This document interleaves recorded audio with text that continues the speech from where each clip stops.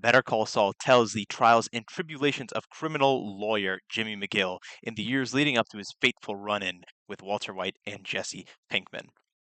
Better Call Saul is not really like Breaking Bad for the most part, which in this video, there most likely will be spoilers for both Better Call Saul, Breaking Bad, and El Camino, all three of them, all three of those. But for the most part, it's not exactly the same as Breaking Bad, where Breaking Bad starts off, immediately hooks the audience in season one, and it never loses steam. Uh, Better Call Saul is a little bit different in that it kind of seems to coast on the goodwill built up by Breaking Bad to start off kind of slow, and it certainly does progress and get much much better, particularly in the fifth and sixth season. But even like as each season progresses, the show just gets better and better. Better Call Saul is interesting in that it follows a almost branching storyline of following Jimmy before he becomes Saul and Mike before he becomes Gus's right hand man, as we first find him in Breaking Bad. And with the way the show starts, a lot of it is not given to you on a silver platter. Vince Gilligan, with a lot of his writing, he respects the audience so much, so you kind of have to like just piece it together. He's not going to really hold your hand and kind of guide you along, so you do have to kind of piece things together at the beginning of the show. But we do meet a lot of characters over time, and some of the interesting characters that we meet here are people like Jimmy's brother, Chuck McGill, Jimmy's older brother. And his relationship with Jimmy is so well explored, and every scene between them is just it's so well done. And like just everything that comes from that relationship is honestly you could write like 10 different essays about it. It's really brilliantly done.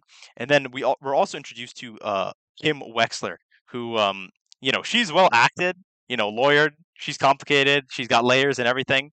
But personally, I just I just don't like her because she has this pattern of encouraging Jimmy's chaos, benefiting from it, and then kind of backing off from it last moment when things get like too real.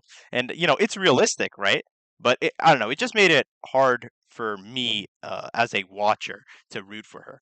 Um, we're also introduced to Howard Hamlin, who starts off as kind of like he's just kind of whatever, but towards the end he becomes one of the most like interesting and just like you root for him so much, and you want like everything to go right for him towards the end. And certainly his story was definitely one of the more interesting ones. And then of course we're introduced to Lalo in the last few seasons. Lalo is pure chaos in a smile, and he is just one of the most magnificent villains honestly ever, because he's so good at moving the story forward and being this amazing disruption factor to Gus's plans and Gus's operation, and Gus trying to undermine everybody so he can win and get everyone to basically destroy themselves. Lalo is just such a perfect wrench in those plans, and he has just these great scenes where an actor could really overact the scene, but the actor playing him is just so phenomenal, and he really makes a wonderful addition to the Breaking Bad story. And then we're also introduced to a character named Nacho Varga, who is low key kind of slept on. His arc, I think, it deserves a little bit more attention, but certainly his scenes are so intense in the show, and all these things come to really make a very very interesting show. But the part about the storyline kind of branching is that sometimes it can feel a little bit odd, almost filler like, following some of Jimmy's mishaps and storylines that he gets himself into along with Kim. It can feel like a lot of times they have nothing to do with Breaking Bad, but the good like anchor was definitely Mike, because Mike was definitely one of the coolest characters in Breaking Bad.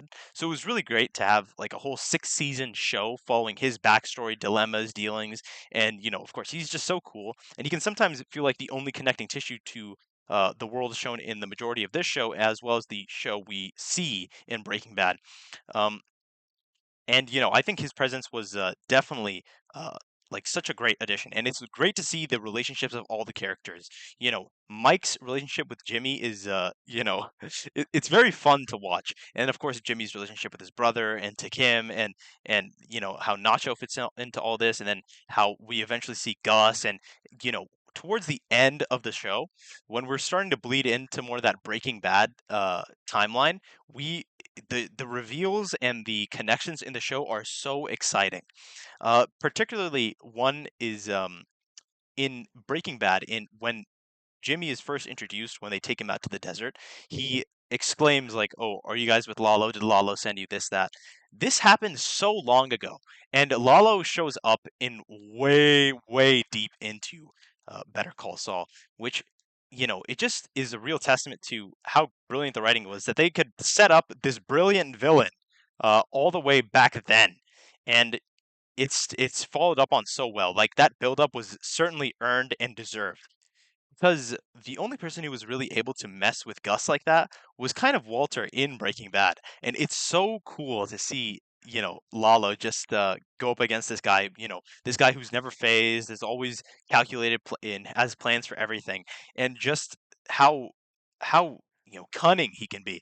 And really does make you root for Lalo because sometimes he can feel like a an underdog in the situations that he's put in. So he's a really, really brilliantly done character. Um, but yeah, and then the ending of the show.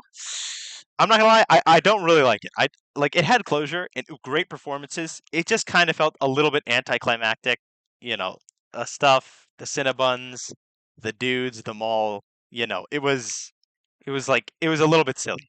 Okay, it kind of made sense, but and then especially like the last episode, the where things end. I don't know about all that. It just did not end with the same hype and same awesomeness as Breaking Bad. But certainly, all the characters are so well done in the show. The writing is so brilliant. The things that are said, the things that are not said, are just so well done. And one thing I like about Better Call Saul that they do is they don't, get too on the nose with something. I was watching a clip from X-Men, I think Dark Phoenix or something. I'm not sure. It was one of the newer X-Men movies, relatively newer. And if we don't know, one of the characters is like, "Oh, I hope that's the last we see of him." And it's like a character like that shows up in later movies or whatever.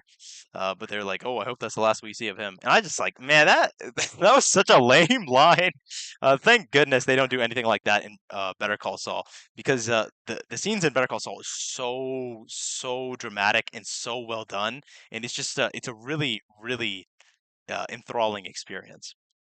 But if I was gonna have to give like an order of what to watch the show in the entire Breaking Bad universe, I would say start out with Breaking Bad. You got to start out with Breaking Bad and then go to El Camino. Even though Better Call Saul does start before El Camino was released, El Camino it takes place right at like the exact moment where Breaking Bad ends. So I think it would be best to start from there because you'll like still be in that Breaking Bad kind of you'll be able to follow everything very easily. And then from there, I think you should go and start watching Better Call Saul. Both shows are amazing, and so is the movie. But this show is certainly getting from me an A plus. Now, not all A pluses are the same. I will still say that Breaking Bad is verifiably better. But when Better Call Saul does start bleeding into that Breaking Bad stuff, and you see how things start connecting. That's where things start getting very, very good, and it can sometimes exceed Breaking Bad at points. Honestly, Better Call Saul is so well done, and if you're looking for more of the same brilliant writing, it'll take some time, but you'll certainly get there. It's a slow burn, but it gets so good, and the relationships between the characters, the performances, the scenes, the acting, it's incredible. But yeah, certainly, if you enjoyed Breaking Bad, I think you're gonna enjoy this too. But that's about it. Please do like and please subscribe.